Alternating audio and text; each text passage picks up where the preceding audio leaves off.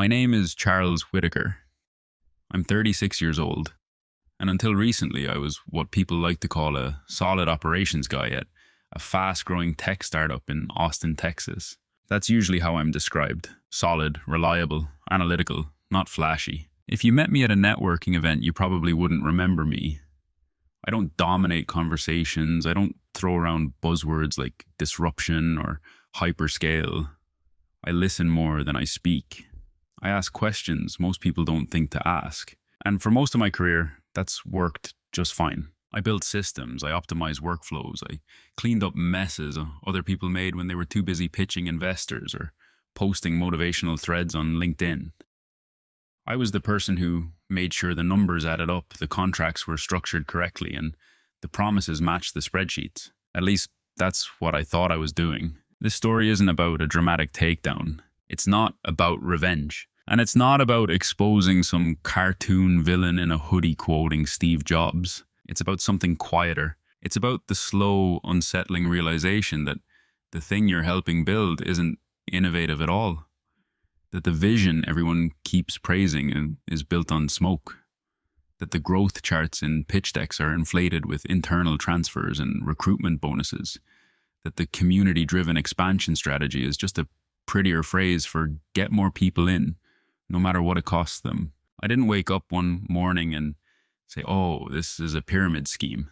It didn't happen like that. It happened in fragments. A metric that didn't quite make sense. A compensation structure that rewarded recruitment more than product adoption. An internal dashboard that looked impressive.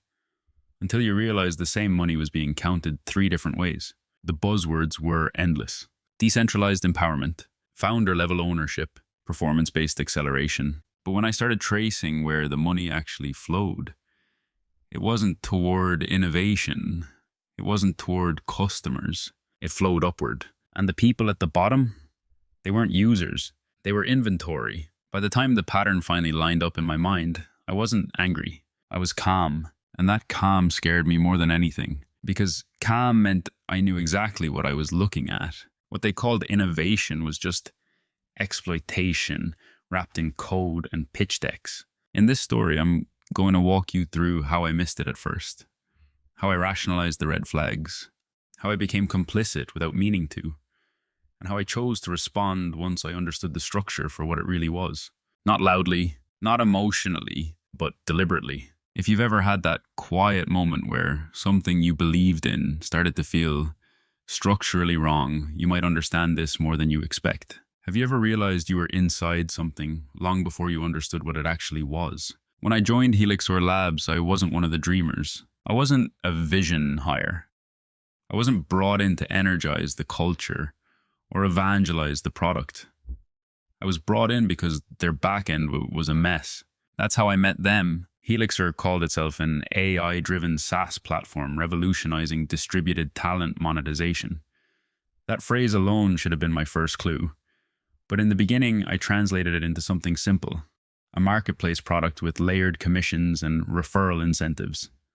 Aggressive, sure, but not illegal, not unethical, at least not obviously. To them, I was the adult in the room. That's what one of the co-founders joked about during my 3rd week. Charles is here to make sure we don't accidentally commit accounting crimes. Everyone laughed. I smiled. I don't think they meant it as an insult. But it was a positioning statement. They were the visionaries. I was the stabilizer. They wore hoodies and talked about disruption. I wore neutral colors and asked for reconciled balance sheets. They brainstormed in metaphors. I requested line item clarity. And because I wasn't loud, I became safe. Safe to ignore in meetings, safe to overload with quick sanity checks. Safe to loop in at the end, once decisions had already been made. I didn't mind at first. I've always understood that my value isn't performative. It's structural. You don't see operations working. You only notice when it fails. In investor calls, I was introduced briefly. This is Charles, our head of ops. He makes the machine run. Then the camera would turn back to the CEO for the real show. To the team, I was dependable, predictable, measured. Not ambitious in a threatening way. That last part mattered more than I realized. In fast-growth startups, ambition is currency. But only certain kinds of ambition are welcomed. Public ambition, charismatic ambition, fundable ambition. Mine was quieter. I wanted accuracy. I wanted coherence. I wanted to understand how the money actually moved. That doesn't make you popular. It makes you useful. Helixor's internal culture ran on momentum. Every week there was a new milestone announcement. 500 new partners onboarded, 200% user growth quarter over quarter. Explosive international expansion. Slack emojis exploded. LinkedIn posts multiplied. Screenshots of dashboards were shared like trophies. And I was the one making sure those dashboards pulled from something that could survive scrutiny. Or at least, I believed they could. If something didn't quite add up, the answer was always fast and confident. It's just deferred revenue timing. It's a cohort accounting nuance. You're looking at pre-adjusted gross flow, delivered smoothly, with certainty. I'd nod, make a note in my black notebook, circle it, follow up later. But here's the part I didn't admit to myself at the time. They liked that I didn't react emotionally. When marketing inflated language, I didn't challenge it publicly. When recruitment bonuses spiked higher than product revenue, I didn't accuse anyone of anything. When internal transfers were counted as engagement volume, I flagged it quietly and moved on. I thought I was being professional. They thought I was compliant. There's a difference. I started noticing how I was described in rooms I wasn't supposed to overhear. He's not political. He's not trying to climb. He just wants clean systems. He's loyal. Loyal. That word stuck with me because loyalty in their ecosystem didn't mean integrity. It meant alignment with momentum. I wasn't part of the recruitment rallies. I didn't coach new partner leads on how to pitch the opportunity. I didn't post inspirational threads about generational wealth, but I ensured payouts were processed. I ensured the dashboards were updated. I ensured investor reports were formatted cleanly. And slowly, invisibly, I became infrastructure. Not a strategy, not narrative. Infrastructure. The kind you don't question. The kind you assume agrees with everything. Looking back, I realized something uncomfortable. Being underestimated gave me access, but it also made it easier for me to use. At that stage, I still believed we were building something aggressive but legitimate. A little hyped, maybe?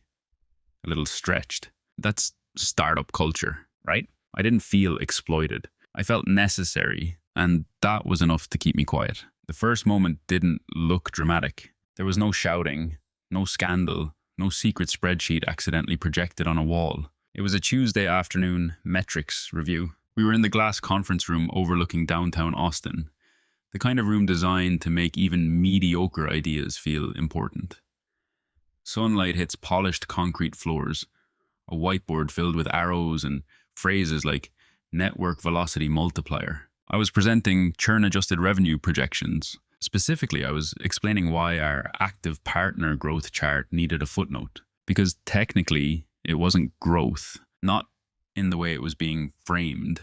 We had a sharp increase in new partner accounts. That part was true. But a closer look showed that over 60% of those accounts had no external customer activity. They were purchasing starter packages and enrolling in the referral structure, but not selling product to outside users. The money was circulating internally, upwards. I didn't say that in the meeting. What I said was calmer. I think we should clarify how we're defining active. Right now, the metric includes accounts with zero third-party revenue. I clicked to the next slide. A simple breakdown, clean, neutral, silence. Then the CEO leaned back in his chair and smiled. Not at me, but at the room. Charles is technically correct, he said, in the tone people use before dismissing something. But we're in early network formation. Internal activation is still activation. A few heads nodded. I tried again. I understand that. I just think if this chart is going into investor materials, we might want to differentiate between internal and external revenue sources. The CMO laughed lightly. Investors don't care about that level of granularity. They care about momentum. Momentum. There it was again. The word that overrode detail. I felt the first small shift inside my chest. Not anger, not fear, displacement. Like I had stepped slightly out of alignment with the room. I'm not questioning momentum, I said carefully. Just classification. The CEO leaned forward this time. Charles, we hired you to make sure the engine runs smoothly, not to slow it down with semantics. The sentence landed softly. No aggression, no raised voice. But it was a boundary. The meeting moved on. The slide stayed unchanged. And later that afternoon, I received a Slack message from one of the founders. Hey, I appreciate the diligence, but try not to complicate the growth narrative in front of the team. We need belief right now. Belief. That word lingered longer than momentum. Belief in what? In the product, in the numbers, or in the story? I told myself it wasn't a big deal. Startups are messy. Metrics evolve. Definitions shift. That's normal. Still, that evening, I opened my black leather notebook and rewrote the growth flow on paper. External revenue, internal package purchases, referral bonuses, tiered commissions. When I mapped it visually, something felt off. The largest arrows weren't pointing toward customer acquisition. They were pointing upward through recruitment tiers. But I closed the notebook. I told myself I was overthinking it. The next week, the investor deck went out with the same active partner growth slide. No footnote. And the LinkedIn post followed. Explosive user adoption, community-driven scale, organic expansion, hundreds of likes, new applications flooded in. And here's the part I still think about. No one in the meeting treated me badly. No one insulted me. They simply reframed my precision as obstruction. And I accepted that reframing. That was the cut. Small, clean, easy to ignore. But I didn't forget it, because for the first time I saw something I hadn't seen before. They weren't interested in whether the numbers were true. They were interested in whether the numbers were useful. There's a difference. And once you see that difference, you can't completely unsee it. I didn't confront anyone. I didn't escalate. I adjusted. I told myself, choose your battles. But quietly, I started watching more closely. After that meeting, nothing changed, which is exactly what changed. No one reprimanded me. No one excluded me from future discussions. In fact, on the surface, I was included even more. I was invited to earlier strategy syncs, added to private Slack channels, copied on investor email drafts. It looked like trust. But what I slowly realized was this. I wasn't being included in shaping decisions. I was being included to legitimize them. A subtle but important difference. The pattern repeated in small, almost polite ways. A deck would be shared an hour before an investor call. Quick ops check. I'd skim it and see aggressive projections based on recruitment velocity, not product demand. I'd flag it in comments. Someone would respond, "Good catch," will contextualize verbally. They rarely adjusted the slide itself. Another time, I suggested restructuring the compensation model so that long-term customer retention mattered more than first-level recruitment bonuses.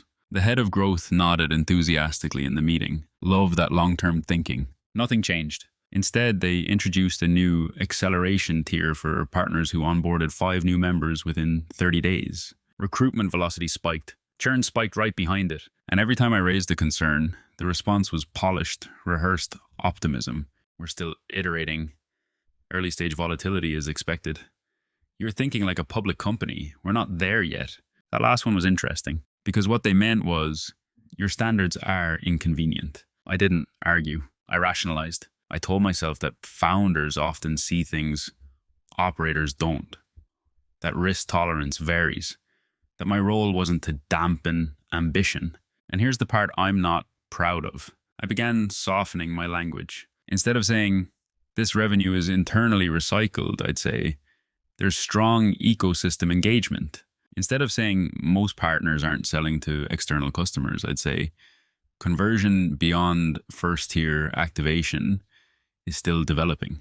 I wasn't lying, but I was translating, and in that translation, something shifted inside me. The disrespect wasn't loud, it was cumulative. One afternoon, I overheard a conversation through the thin wall of the breakout room. One of the co-founders was speaking to a potential advisor. "Charles keeps us compliant," he said. "He worries about the boring stuff, but he doesn't really get network psychology." Network psychology. I remember staring at my laptop screen, the words echoing in my head. He doesn't really get it. I had built 3 operational systems from scratch, managed regulatory audits in previous roles, negotiated vendor contracts worth more than our entire Series A. But I didn't get it. What they meant was simpler. I didn't worship grow. And in their ecosystem, that was a flaw. The internal language grew more intense over time. Dominate the vertical, monetize community energy, unlock latent earning potential. But when I mapped the financial flow privately in my notebook, the pattern stayed consistent. New partners paid in. A percentage flowed upward. Bonuses are rewarded for bringing in more partners. Product usage remained secondary. The math wasn't illegal on its face, but it was fragile, dependent on constant expansion, and that fragility made me uneasy. Still, I stayed. Why? Because the company was growing, because my salary was competitive, because I told myself I was there to improve the structure from within. That's a comforting narrative. The reformer, the stabilizer, the adult in the room. But the truth was more complicated. I didn't want to believe I had misjudged it. I didn't want to believe that I, of all the people, the cautious one, the systems thinker, could have walked into something structurally predatory without recognizing it. So I normalized the discomfort. I normalized being talked over in meetings. I normalized having my cautions reframed as pessimism. I normalized the quiet eye rolls when I asked for third-party revenue breakdowns, because none of it was dramatic. And that's how it works. If someone shouts at you, you know it's disrespect. If someone calmly diminishes your role while praising your stability, it's harder to name. I wasn't invisible. I was instrumental. And instrumental people don't get applause. They get expectations. By month 9, something subtle had happened. I stopped trying to change the narrative. Instead, I focused on understanding it completely. If they thought I didn't get network psychology, fine. I would study it. If they believed growth justified ambiguity, fine.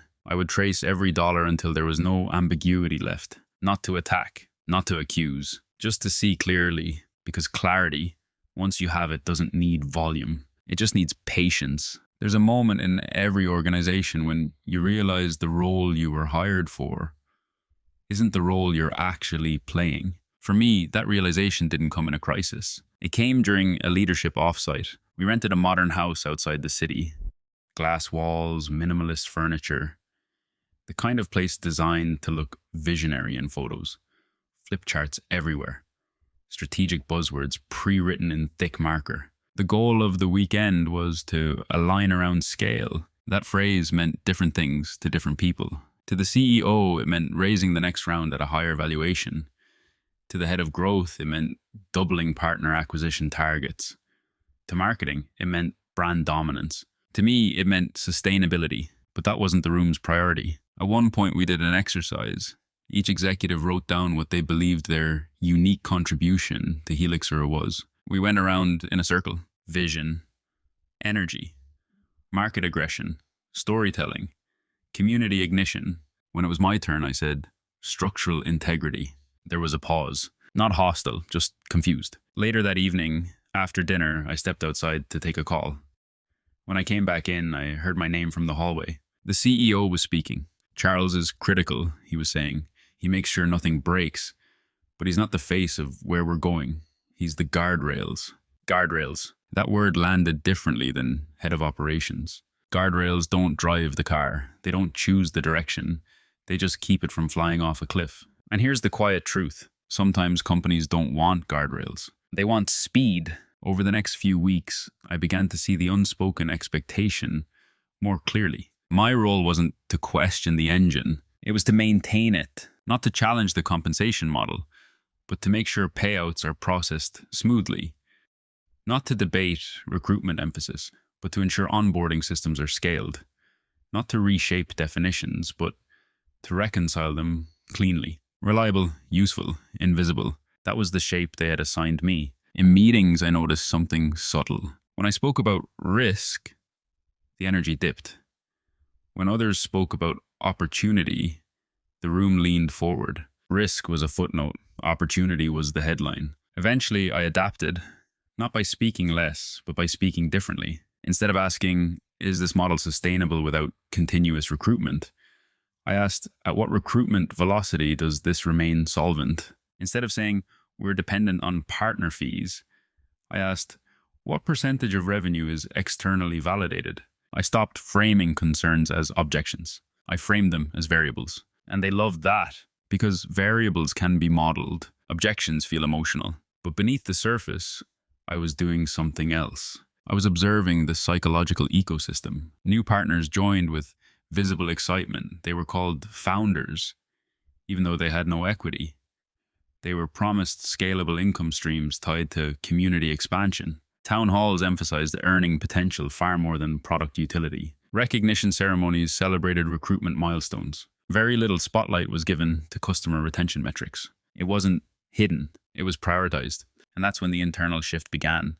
Not dramatic, not confrontational, just a quiet acceptance of reality. I wasn't there to improve the model. I was there to stabilize perception, to ensure the numbers could withstand surface-level scrutiny, to keep the machine running long enough for the narrative to spread. They didn't see me as a threat. They saw me as infrastructure. And infrastructure doesn't revolt. It absorbs. I didn't feel anger. I felt clarity forming. Because once you understand the role others have assigned you, you get to choose something powerful. You can either play it unconsciously, or you can play it strategically. I wasn't ready to make a move yet, but I stopped seeing myself as merely guardrails. I started seeing myself as the only person in the room who truly understood how the car was built. And that knowledge changes things. The shift didn't happen in a boardroom. It didn't happen during an argument. It happened on a quiet Thursday night, long after everyone else had logged off. I was alone in the office,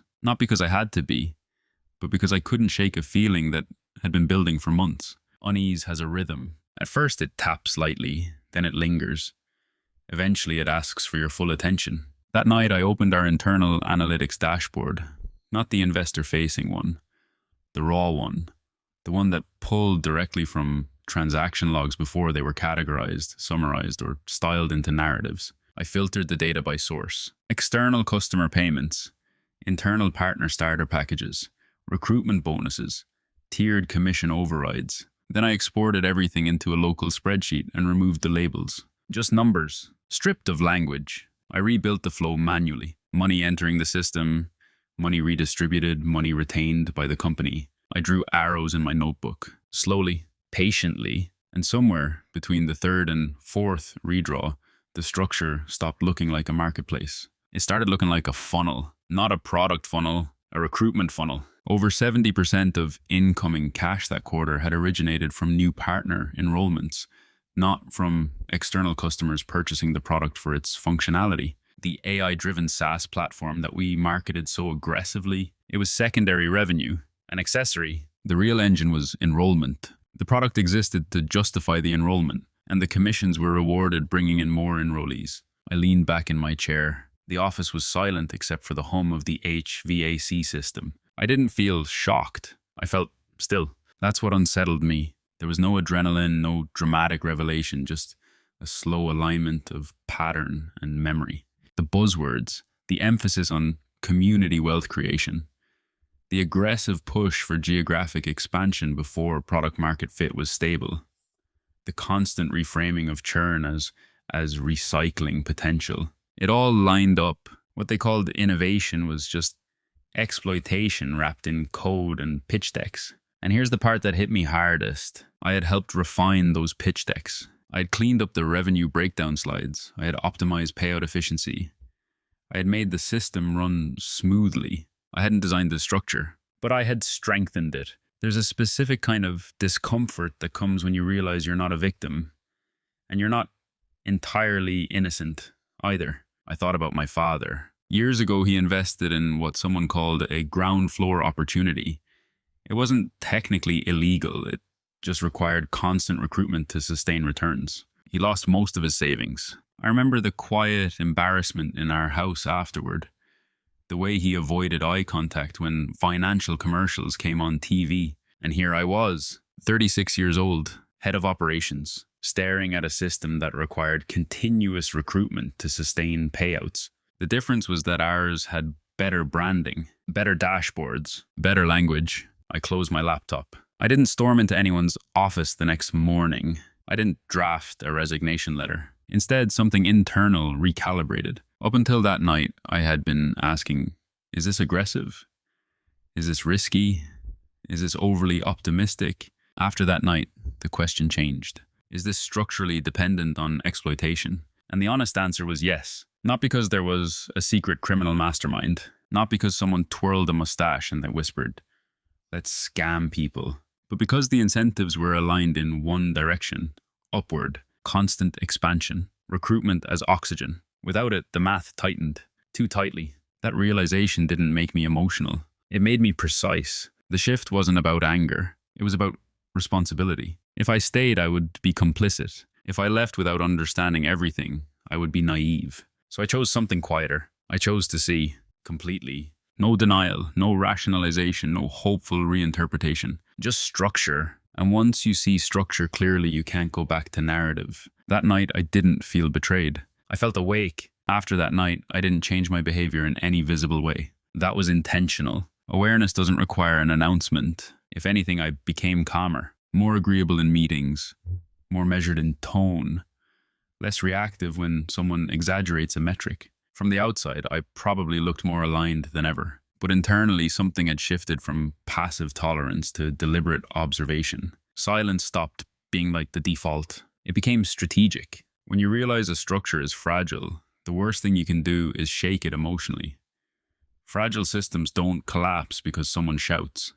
They collapse because pressure reveals math. So I stopped correcting language in real time. When someone said, "We're seeing organic revenue acceleration," I didn't interject. I noted the ratio privately. When recruitment milestones were celebrated, I didn't question sustainability. I tracked retention decay curves. They mistook my restraint for agreement. That was useful. The CEO began looping me into higher level financial projections. "Sanity check this runway scenario," he'd say. I would, and I'd build my own version alongside it. Their version assumed continued recruitment at 18% month-over-month growth. Mine modeled what would happen if it dropped to 5%. The difference was stark. Under their assumptions, we scaled aggressively for 2 more years. Under mine, liquidity pressure emerged within 8 months. Not collapse, just strain, commission compression, delayed payouts, increased partner dissatisfaction. The kind of strain that exposes the structure. I didn't show them my version. Not yet. Instead, I began asking quieter questions. How sensitive are we to recruitment velocity variance? What's the contingency if external revenue plateaus? At what point do commission tiers become mathematically unsustainable? The answers were always optimistic. Growth won't slow. The community is too energized. We're early. Early is a powerful shield. It deflects accountability. But here's what I noticed. The people most enthusiastic about early stage volatility weren't dependent on commissions. They had equity. They had salaries. They had exit narratives. The partners being recruited, many were putting in their own money. Starter packages, upgrade tiers, event tickets. And while some were earning, the distribution curve was steep. The top layers benefited disproportionately. Classic incentive gravity. I began spending more time reviewing individual partner payout reports, not just aggregate dashboards. Patterns emerged. A small percentage earned substantial overrides. The majority earned little beyond recruitment bonuses. And those bonuses were funded primarily by new enrollments. The product usage metrics, actual external subscription renewals, remained modest. The company wasn't collapsing, but it wasn't what it claimed to be either. What unsettled me most wasn't illegality. It was a narrative distortion. The framing, the way language was engineered to make recruitment feel like empowerment. I kept thinking about that Slack message from months earlier. We need belief right now. Belief in what? Belief that the structure would sustain itself. Or the belief that no one would look too closely. My silence allowed me access. Access allowed me to access data. And data allowed me something more valuable than confrontation. Leverage. Not in a threatening sense. In a clear sense. If I chose to act, I needed a full understanding. Not suspicion. Not intuition. Proof of structural dependency. So I documented everything, quietly. Revenue composition by source. Recruitment to product revenue ratios. Commission tier sustainability thresholds. Churn lag timelines. No accusations, just math. Meanwhile, the company continued celebrating expansion. New country launches. Recognition ceremonies. Live-streamed partner rallies. I attended them. I applauded when appropriate. I smiled for photos. And inside, I waited. Because silence, when chosen deliberately, isn't weakness. It's positioning. They thought I had accepted the narrative. What I had actually accepted was responsibility. Responsibility to respond correctly. not emotionally, not impulsively, correctly. And correctness requires patience. There's something almost invisible about preparation when it's done quietly. It doesn't look like rebellion. It doesn't look like a strategy. It looks like routine. And I made sure mine looked exactly like that. By month 11, I had full access to every meaningful data pipeline inside Helixer. Not because I demanded it, but because I had earned the reputation of being safe. Safe people get permissions. I didn't abuse that access. I didn't download anything dramatic.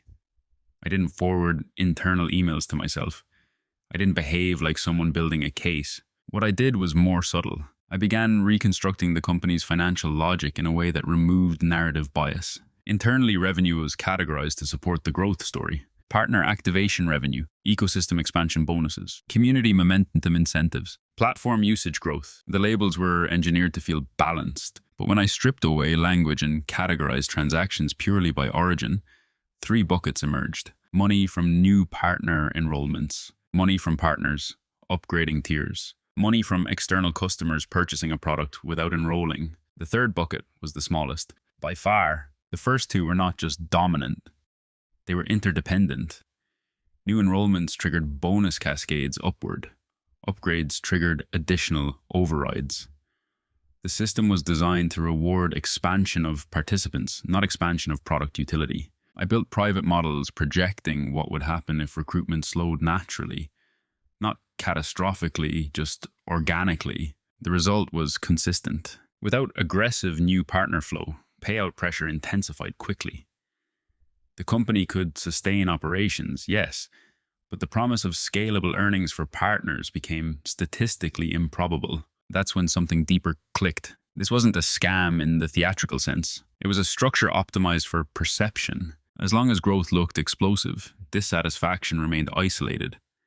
Individuals who struggled were framed as underperformers, not victims of structural imbalance. The brilliance wasn't in deception. It was in incentive design. And I started studying that design like a systems engineer. I revisited onboarding scripts used by partner recruiters. The language emphasized founder-level opportunity, own your income trajectory, community-driven wealth. The product demos, meanwhile, were brief, functional, but not compelling enough to justify the enthusiasm on their own. Recruitment was emotional. The product was rational. Emotion always wins in early expansion. I began attending partner town halls with a different lens. Instead of listening to applause, I listened to phrasing. Every testimonial followed a similar arc. I believed in the vision. I committed fully. I brought in my network. My income scaled. Rarely did someone highlight customer retention rates. Rarely did someone mention product innovation breakthroughs. The energy was tied to participation, not usage. And the company reinforced that energy constantly. Leaderboard graphics, recognition badges, private mentorship tiers for top recruiters. None of it is illegal, all of it directional. Meanwhile, I prepared quietly in 3 ways. First, documentation. I created time-stamped internal memos outlining revenue sensitivity to recruitment velocity. I framed them as risk assessments, not accusations.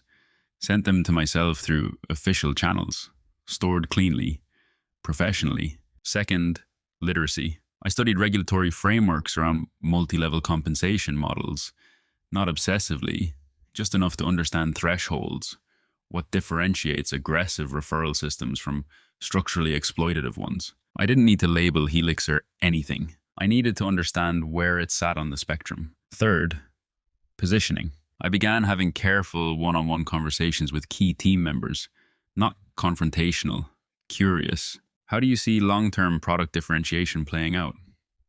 What's the strategy if recruitment plateaus in developed markets? Are we investing enough in external demand? The answers were revealing. Some believed wholeheartedly in perpetual expansion. Others admitted privately that external product demand was weaker than expected. No one framed it as exploitation, but a few used a word that lingered with me. Fragile. One senior engineer said it casually over coffee. If partner enthusiasm dips, this whole thing gets tight fast. He said it like an observation, not a warning. That's what they never noticed about me. I wasn't building resentment. I was building understanding. And understanding, when complete, gives you choice. I didn't hate the founders. In many ways, they believed in what they were doing. They'd convinced themselves that recruitment-driven expansion was just community leverage. But belief doesn't neutralize math. Eventually, math demands alignment. By the end of that quarter, I knew three things with certainty. The majority of revenue was structurally dependent on continuous partner enrollment. External customer demand alone could not sustain current payout promises. If recruitment slowed, partner dissatisfaction would rise before leadership acknowledged structural imbalance. The pattern was clear, and clarity removes confusion, but it also creates responsibility. The question was no longer whether the structure was fragile. The question was what I would do with that knowledge. Because once you understand a system deeply, staying neutral becomes its own decision. The moment of clarity didn't arrive with drama. It arrived with numbers that finally stopped moving. Up until then, recruitment had been aggressive enough to mask structural imbalance. Each new surge of partner enrollments smoothed out payout stress. Each launch into a new region created another wave of activation revenue. But patterns don't lie forever. In Q4, recruitment velocity slowed, not catastrophically, just naturally. The initial excitement in two key markets began to taper. Applications still came in, but at a lower rate than the models assumed. The investor deck projected 18% month-over-month partner growth. Actual numbers came in at 7%. 7 isn't a collapse, but in a system dependent on upward flow, 7 feels different than 18. I ran the payout projections quietly. If recruitment continued at 7% for 3 consecutive quarters, commission tiers at the top would compress. Not because leadership decided to reduce them, but because the math wouldn't support previous override levels, which meant something subtle but dangerous. Top recruiters would feel it first, and top recruiters were the loudest advocates. I didn't announce this. Instead, I recalculated cash reserves under conservative assumptions. Operationally, the company would survive. Narratively, it wouldn't, because the promise wasn't modest sustainability. The promise was exponential income potential, and exponential curves flatten when recruitment does. That was the private reveal. Not that we were illegal, not the collapse was imminent, but the entire emotional engine of the company depended on recruitment acceleration staying high. Without it, belief would weaken. And once belief weakens in a recruitment-driven system, recovery is difficult. I opened my notebook and redrew the flow again. Enrollment fees to commission overrides, to public success stories, to more enrollment. The product existed inside that loop, but it didn't drive the loop. It justified it. That's when the final alignment happened in my mind. Helixer wasn't a tech company experimenting with growth mechanics. It was a recruitment engine stabilized by software. The code gave it legitimacy. The dashboards gave it polish. The branding gave it aspiration.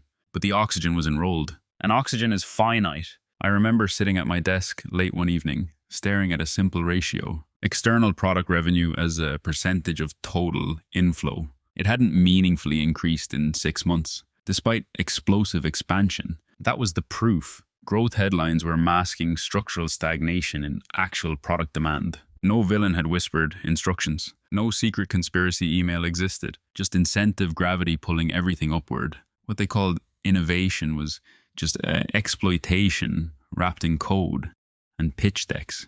And I had now seen it clearly enough that I couldn't pretend otherwise. Here's what surprised me. I didn't feel rage. I didn't feel betrayed. I felt responsibility because I understood something that the majority of partners didn't. They saw their individual trajectory. I saw the system-wide curve, and that difference is leverage. Not leverage for blackmail. Not leverage for revenge. Leverage for decision-making. I had access to internal forecasts. I had documented risk memos.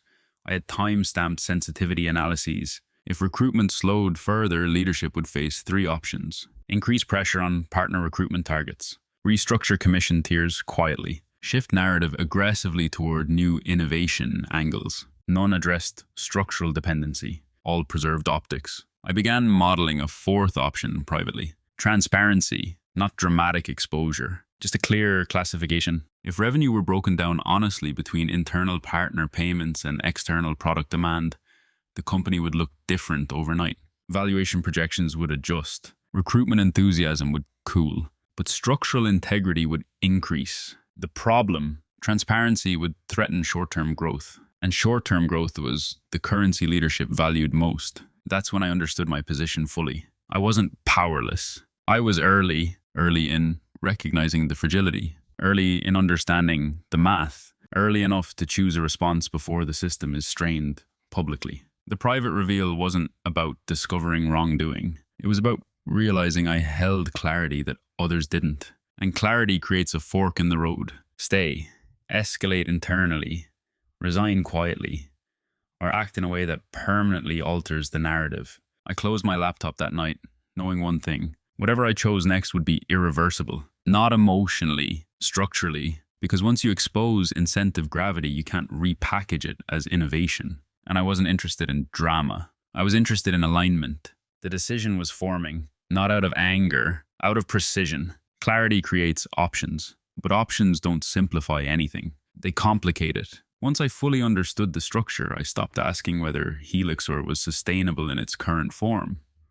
I started asking what my responsibility was inside it.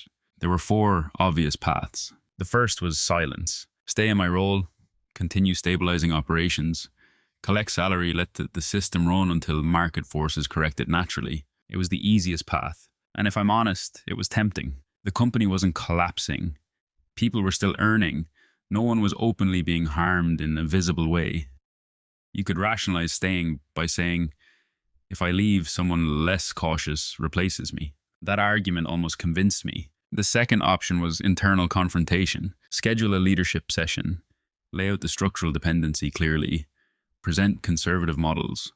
Argue for commission restructuring and honest revenue classification. But I had watched how risk framing was received before. Momentum always won in the room. And if I escalated directly without leverage, I risked being repositioned or removed before structural adjustment was even considered. The third option was quiet resignation. Walk away cleanly. No accusations, no exposure. Just distance myself from the structure and let others carry the weight. That would protect my integrity. But it wouldn't address the imbalance. And I knew something important. Helixor was preparing for a major funding round. Valuation discussions were underway, based heavily on partner growth velocity. If those metrics were presented without an honest revenue breakdown, capital would enter under narrative distortion. Not illegal, but misaligned, which brought me to the fourth option, irreversible transparency. Not public whistleblowing, not social media outrage, not dramatic leaks, just formal, documented structural disclosure at the right level, board level, investor level. The kind of disclosure that doesn't attack character, but forces classification. Because here's the truth most people miss. You don't have to accuse someone of fraud to change a company's trajectory. You just have to insist on accurate definitions. If partner enrollment revenue is categorized separately from external product revenue,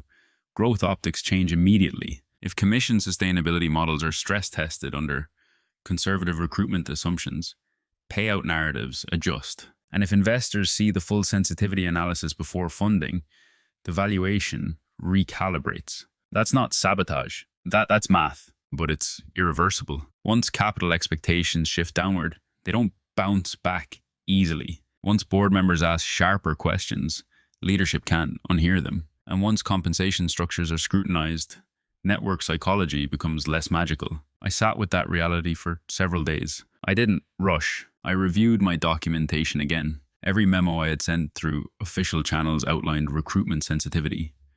Every forecast scenario I had stored internally. Every classification analysis. Nothing inflammatory. Nothing dramatic. Just careful modeling. Then I asked myself a simple question. If I do nothing and this system tightens under slowed recruitment, who absorbs the impact? Not the founders, not the early equity holders. The partners are lower in the structure. The ones who believe the narrative fully. That was the tipping point. I wasn't responsible for designing the structure, but I was responsible for what I now understood about it. And silence, once you understand structure deeply, is participation. So I made a decision that felt calm, not heroic. I would present a full revenue reclassification and recruitment sensitivity analysis directly to the board audit committee before the funding round is finalized. Not as an accusation, as due diligence. No confrontation in Slack. No emotional speeches in all-hands meetings. No leaks to the media. Just documentation placed where documentation matters. And once that happened, the company would have to choose, reclassify honestly and adjust trajectory, or defend inflated optics under scrutiny. Either way, momentum would slow. There was no version of this where Helixer continued unchanged. That was the irreversible part. I didn't feel triumphant. I felt steady, because this wasn't about exposing villains. It was about aligning narrative with structure. And once alignment happens, illusion fades quietly. I drafted the outline for the audit presentation. Clean slides, neutral language, clear ratios. No adjectives, just origin of funds, breakdown, and sensitivity curves. The decision wasn't loud, but it changed everything. Once I made the decision, the tone of my days didn't change. That was important. If you want to alter a structure without chaos, you don't signal intent. You move with procedural clarity. The funding round was entering late-stage conversations. Term sheets were being revised. Valuation multiples were being justified using partner growth charts and ecosystem velocity metrics. My role, officially, was to support financial modeling for investor Q&A. Unofficially, I was preparing something different. I requested a routine audit committee sync. Nothing unusual about that. As head of operations, I periodically presented risk assessments before major capital events. It wouldn't raise alarms. In the calendar invite, I titled it Revenue Composition and Sensitivity Overview, Pre-Funding Review, Neutral, Boring, Appropriate. Over the next week, I built the deck carefully. Slide 1, Revenue by source, reclassified, no marketing labels, just origin of funds. Breakdown, partner enrollment fees, partner tier upgrades, external product purchases. The visual was simple. The first two categories dominated the chart. Slide 2, external revenue growth versus partner growth. 2 lines, diverging over time. Partner growth is accelerating. External revenue is growing modestly. No commentary needed. Slide 3, recruitment sensitivity model. Projected payout sustainability under 18%, 10%, and 5% recruitment growth. At 18%, commission stability held. At 10%, compression began by Q3. At 5%, partner dissatisfaction. Probability increased significantly due to payout variance. Again, no adjectives, just curves. Slide 4, risk framing, not pyramid, not exploitation. Just current compensation structure exhibits high dependency on sustained partner enrollment growth. That sentence took me the longest to draft. It was precise without accusation. Before the meeting, I didn't tell the CEO what I planned to present in detail. I shared the deck the same way I always did, with leadership included. No red flags raised. Why? Because nothing in the slides was technically new. All the data had existed internally. I had simply reorganized it. That's the power of classification. The audit committee meeting took place over Zoom. 3 board members, 1 external advisor. The CEO dialed in late, as usual. I began calmly. Before finalizing funding assumptions, I wanted to ensure we're aligned on revenue composition and growth sensitivity. No tension in my voice. I walked them through the slides slowly. No dramatic pauses, just math. Halfway through slide 2, 1 board member leaned forward. Can you clarify the proportion of revenue originating from non-partner customers? Currently approximately 22% of total inflow, I said. Silence. The CEO spoke next. We're still early in external demand capture. Community expansion precedes product saturation. That language again. Community expansion. The board member nodded but didn't look convinced. When I reached the sensitivity model slide, the atmosphere shifted subtly. If recruitment growth slows to low double digits, I explained, commission sustainability becomes increasingly dependent on either increased external revenue or structural payout adjustment. Another board member asked, have we stress-tested commission tiers under prolonged recruitment deceleration? Yes, I said. That's reflected in the 5% scenario. I didn't frame it as likely. I framed it as plausible. And plausibility is enough in a boardroom. No one accused anyone of anything. No one raised their voice. But the tone changed. The meeting was extended by 30 minutes. Additional documentation was requested. More detailed breakdowns. External revenue strategy clarification. None of this was dramatic. But it was friction, and friction slows momentum. After the meeting, the CEO called me. Not angry, measured. You could have framed that more optimistically. I framed it accurately, I replied. A pause. You think we're too dependent on recruitment. I think the dependency should be clearly understood before valuation assumptions are finalized. Another pause. You're creating unnecessary caution. I'm creating transparency. He didn't argue further, because nothing I presented was fabricated. It was all internal data, just reorganized. Over the next 2 weeks, investor conversations shifted subtly. Questions became more technical. Valuation discussions recalibrated. The projected multiple softened. Recruitment targets were quietly adjusted downward in internal models. No public announcement. No crisis, but the trajectory bent. That's what they never noticed about me. I don't confront structures emotionally. I adjust their load-bearing points. And once you do that, the entire building feels different.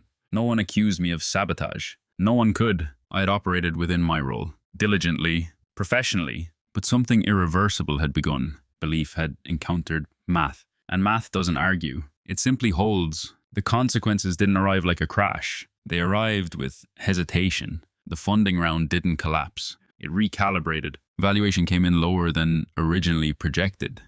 Not dramatically lower, but enough to shift internal expectations.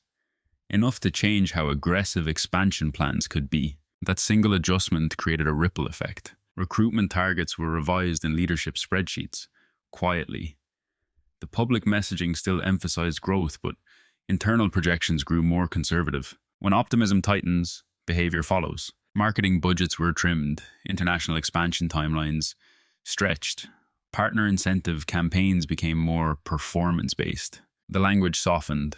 The enthusiasm didn't disappear, but it became measured. And that's when the first signs of strain surfaced. Top-tier partners began asking questions. Not accusations, questions. Why are override payouts fluctuating? Why did commission timing shift this quarter? Are regional growth projections being revised? Nothing confrontational, just curiosity. But curiosity in a recruitment-driven structure spreads faster than excitement, because excitement requires momentum. Curiosity requires only inconsistency. Internally, leadership framed it as natural maturation. We're optimizing for sustainability. We're entering our disciplined growth phase. But the emotional tone had shifted. Town halls felt different, less euphoric, more structured. I watched carefully. Recruitment numbers didn't collapse, but they plateaued in key markets. New enrollments required more effort. Success stories felt slightly rehearsed rather than organic. And the most interesting part, no one pointed at me. No one said, "This is because of Charles," because nothing I had done was visible in isolation. I had simply ensured that board-level understanding matched structural reality. But when boards understand structure, they influence funding terms. When funding terms shift, leadership adjusts behavior. And when behavior adjusts, narratives cool. It's a chain reaction, not loud, but precise. One afternoon, the head of growth stopped by my office. "You've noticed partner energy dipping," he asked. "I've noticed recruitment velocity stabilizing," I replied. He exhaled. "Some of the top recruiters are nervous. They're saying payouts aren't scaling the way they expected." "Because recruitment isn't scaling the way they expected," I said calmly. He didn't argue. He just nodded slowly. There was no accusation in his eyes, just recognition. Fragility had moved from theory to experience. The CEO called another leadership session, this time focused on external product acceleration. For the first time since I joined, product market fit was discussed as a primary lever rather than a supporting narrative. Investment in feature development increased. Marketing language began emphasizing utility over income potential. It was subtle, but significant. The company was pivoting without calling it a pivot, but pivots come with cost. Recruitment-driven partners who joined for income acceleration felt the difference first. A few vocal ones began pushing for more aggressive incentive campaigns.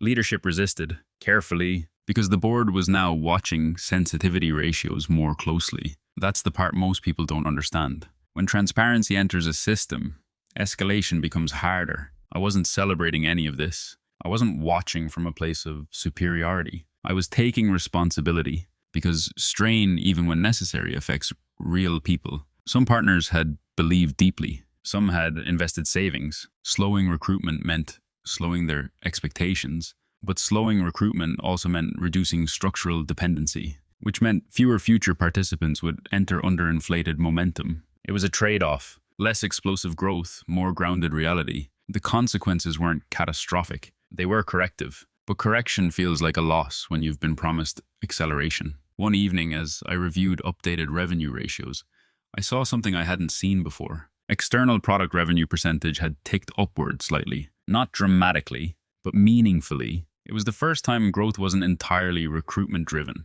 That mattered, not because it saved the narrative, but it stabilized the structure. The system hadn't collapsed. It had adjusted, and that adjustment had begun the moment math entered the right room. No confrontation, no scandal, just consequences unfolding from alignment. But I knew something else too. Correction phases create pressure, and pressure reveals character. The next stage wouldn't be about numbers, it would be about accountability. Correction doesn't feel like reform when you're inside it. It feels like a loss. By the second quarter after the funding recalibration, the signs were no longer subtle.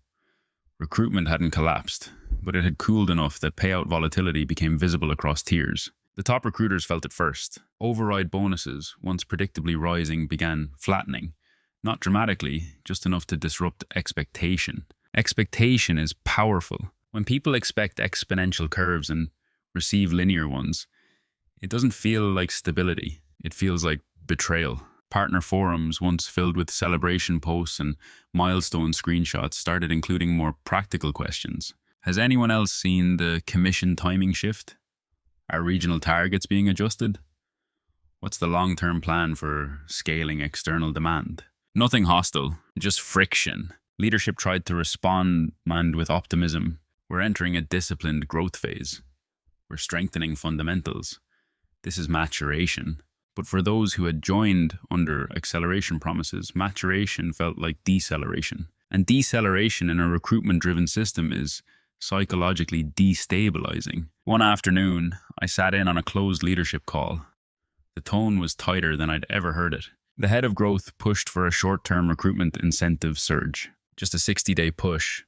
Reignite momentum, restore belief. The CEO hesitated. Pre-board transparency, that suggestion would have sailed through. Now, it didn't. The CFO spoke next. If we spike recruitment incentives without external revenue strengthening, we increase payout strain next quarter. There it was. Language had shifted. Strain was no longer theoretical. It was operational. The suggestion was tabled. And in that moment, I understood something irreversible. The system could not return to pure acceleration mode without exposing its fragility again. Too much had been clarified. Too much had been documented. Board scrutiny had normalized structural sensitivity discussions. You can't reinflate a narrative once its load-bearing math is understood at the top. Recruitment cooled further, not because the company collapsed, but because enthusiasm requires unchallenged momentum. And momentum had been replaced by caution. Several mid-tier partners left quietly, not publicly denouncing anything, just stepping back. When recruitment slows,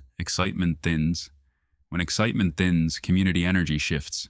When energy shifts, belief wavers. And belief was the original engine. Internally, stress began surfacing in different ways. Leadership meetings ran longer. Marketing revised messaging repeatedly. The phrase income opportunity appeared less often in public materials. More emphasis was placed on product upgrades. External demand campaigns increased. It was the right move, structurally, but emotionally it came too late for the original narrative. Helixor had positioned itself as an empowerment engine. Now it was repositioning as a traditional SaaS platform with referral components. That's a different identity. And identity transitions are rarely seamless. One evening, the CEO asked to meet privately. We sat in the same glass conference room where I had once requested a simple footnote on growth metrics. He didn't look angry. He looked tired. Recruitment's not rebounding the way we hoped, he said. I've noticed, I replied. He tapped the table lightly. You saw this coming. It wasn't an accusation. It was an acknowledgement. I modeled the sensitivity, I said calmly. A long pause. We built something powerful, he said, but maybe we leaned too hard into momentum. Maybe. That word carried weight, because leaning into momentum had been the core strategy. Now momentum had leaned back. He didn't blame me. He didn't thank me either. He just asked, can we stabilize it? That question mattered, not can we reignite it? Can we stabilize it? Yes, I said, but stabilization requires reclassification and expectation reset. He nodded slowly, and in that nod, I saw something shift. Not surrender, recognition. Too late to fix the original narrative. Not too late to build something sustainable.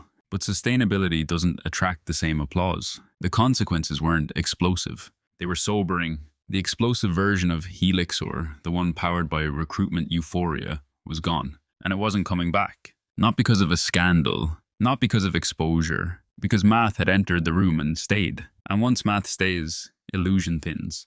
The confrontation, when it finally happened, wasn't dramatic. It didn't involve raised voices. No one pounded a table. No one accused anyone of fraud. It happened on a grey Monday morning in the same conference room where optimism used to echo louder than caution. The CEO, the CFO, and I sat across from each other. No laptops open at first. Just coffee cups and a quiet understanding that something needed to be named. He started. "You've been steady through all of this," he said. "But I need to ask directly. Do you think we built it wrong?" That question wasn't defensive. It was tired. I didn't answer immediately. "I think we optimized for acceleration before we validated structural sustainability," I said calmly. The CFO nodded slightly. The CEO leaned back. "Is that your way of saying we built it on recruitment?" "I'm saying recruitment carried the weight product demand hadn't yet earned." Silence. No denial, no counter-argument, just absorption. He looked at me carefully. "You could have blown this up publicly," he said. "You didn't." "I didn't want to blow anything up," I replied. "I wanted alignment." Another pause. "You changed the trajectory," he said. "I changed the classification," I corrected. That distinction mattered. I hadn't attacked with intent. I hadn't accused them of malicious design. I had insisted on accuracy, and accuracy forced recalibration. He exhaled slowly. "We believed in what we were building." "I know," I said, "and I meant it." That's what made this complicated. They weren't villains. They were ambitious, vision-driven, convinced that momentum would eventually convert into product dominance. But momentum doesn't replace demand. It amplifies it. If demand is thin, momentum stretches it until it tears. "I need to know where you stand now," he said. It wasn't about loyalty. It was about the future direction. "I stand with structural sustainability," I said, "which means we either fully commit to building external demand or we reduce the scale of promise." No anger in my voice, no righteousness, just parameters. The CFO spoke next. "If we continue rebalancing toward product-driven revenue, we can stabilize within 12 months. The CEO looked between us. "And if we don't, then recruitment volatility will continue creating payout instability," I answered, "which erodes trust." Trust. Not legality, not compliance. Trust. He nodded slowly. "I underestimated how fragile momentum can be," he admitted. "That's common in high-growth environments," I said. It wasn't sarcasm. It was an observation. The meeting didn't end with dramatic decisions. No one resigned. No one stormed out. Instead, something quieter happened. Responsibility redistributed. Product investment budgets increased formally. Recruitment incentives were permanently restructured to emphasize external sales over enrollment volume. Public messaging shifted again, this time more transparently. The confrontation wasn't about exposing wrongdoing. It was about admitting an imbalance. And an imbalance, once admitted, can be corrected. As we stood to leave, the CEO paused. "You were the guardrails," he said softly, "even when we didn't want them." I met his eyes. "Guardrails only matter if the car chooses to stay on the road." There was a faint smile. Not victory, not defeat, recognition. The tension that had lived quietly between narrative and math was gone, replaced by something less glamorous but more durable. Clarity. The confrontation had no heat, because heat wasn't necessary. Truth delivered calmly doesn't need volume. It just needs presence. I didn't leave Helixor immediately. That surprises people when I tell them. There's an assumption that once you uncover structural fragility, the only honorable move is to walk away dramatically. But transformation doesn't always require exit. Sometimes it requires a redesign. Over the next year, the company changed. Not explosively, not in headlines, but in architecture. Compensation tiers were flattened. Recruitment bonuses were capped. External product revenue became the primary performance metric in board updates. The shift was slow. It cost us speed. It cost us hype, but it brought stability. Several early partners left, chasing faster opportunities elsewhere. I didn't resent them. They had joined for acceleration, not moderation. New partners joined under clearer expectations, smaller earnings curves, stronger product focus, less spectacle. The company never regained its original explosive aura. And that was the point. It became quieter, more boring, more real. As for me, something internal settled. I no longer felt like infrastructure holding together a narrative I didn't fully trust. I felt aligned with the math, and alignment creates a kind of peace that ambition alone never does. I'm still described as solid, still not the loudest voice in the room, still the one who asks uncomfortable classification questions. But now, those questions are invited, because the culture learned something subtle. Momentum without structure feels powerful until it doesn't. I don't view the founders as villains. They were ambitious. They leaned too heavily into expansion psychology before product gravity was strong enough. That's not evil, it's human. What changed for me wasn't just professional, it was personal. I no longer fear being the quiet person in the room. I understand what quiet can do. Quiet can observe without panic. Quiet can document without drama. Quiet can adjust the trajectory without humiliation. I used to think dominance required volume. Now I understand it's often the opposite. Dominance is clarity under pressure. Dominance is the ability to hold steady when others chase acceleration. Dominance is refusing to let narrative outrun structure. My father once told me, after losing his savings years ago, I didn't check the math because I wanted to believe. That sentence stayed with me for decades. At Helixer, I checked the math. And because I did, belief didn't get to outrun reality. Today, when I walk into board meetings, I carry the same black leather notebook, still filled with flowcharts, still full of ratios and arrows, but there's something different in how I hold it. Not defensively, not skeptically, confidently, because I know this now. You don't need to destroy something to correct it. You don't need to shame people to shift them, and you don't need to shout to be heard. You just need to understand the structure better than the story understands itself. That's who I am now, not the guardrails, not the silent stabilizer, the person who sees where the road actually goes and isn't afraid to say it calmly. When people hear the phrase pyramid scheme, they imagine something dramatic, secret meetings, aggressive manipulation, obvious villains. That's not what this was. What I experienced was subtler. It was a company that believed in its own momentum, a leadership team that equated acceleration with validation, a compensation model that rewarded recruitment more than demand, and a narrative polished enough that most people, including me at first, didn't question the structure underneath. The moment I realized I was working for a pyramid scheme disguised as a tech startup wasn't explosive. It was mathematical. The buzzwords, endless recruitment targets, and fake growth metrics finally lined up. What they called innovation was just exploitation wrapped in code and pitch decks. But here's the important part. Not all exploitation is intentional. Sometimes it's the byproduct of incentives left unchecked. Sometimes it's what happens when belief outruns verification. And sometimes the people building the system aren't malicious. They're just chasing scale without pausing to ask what's holding it up. The lesson I took from it isn't don't trust startups. It's this: always follow the origin of the money, not the story, not the branding, not the testimonials. The origin. If value comes primarily from new participants entering the system rather than external demand for a product, the structure is fragile, no matter how sophisticated the dashboard looks. And if you find yourself inside that structure, you have choices. You can stay silent and benefit. You can leave quietly and protect yourself. Or you can insist on clarity, even if it slows momentum. I chose clarity, not because I wanted to win, not because I wanted to expose anyone, but because I've seen what happens when people don't check the math. Quiet dominance isn't about overpowering people. It's about refusing to let narrative replace structure. So if you've ever felt that subtle misalignment, that moment when the numbers didn't quite match the energy, that quiet discomfort everyone else seemed willing to ignore, don't dismiss it too quickly. Look closer, draw the arrows, strip away the labels, because once you see the structure clearly, your next move won't be emotional. It will be deliberate, and that's where real power lives. I'm curious, have you ever been part of something that looked innovative on the surface, but felt structurally wrong underneath? Video hữu ích, hãy ấn like và đăng ký kênh để ủng hộ mình nhé. Chúng ta sẽ gặp nhau ở những video tiếp theo. Bye bye.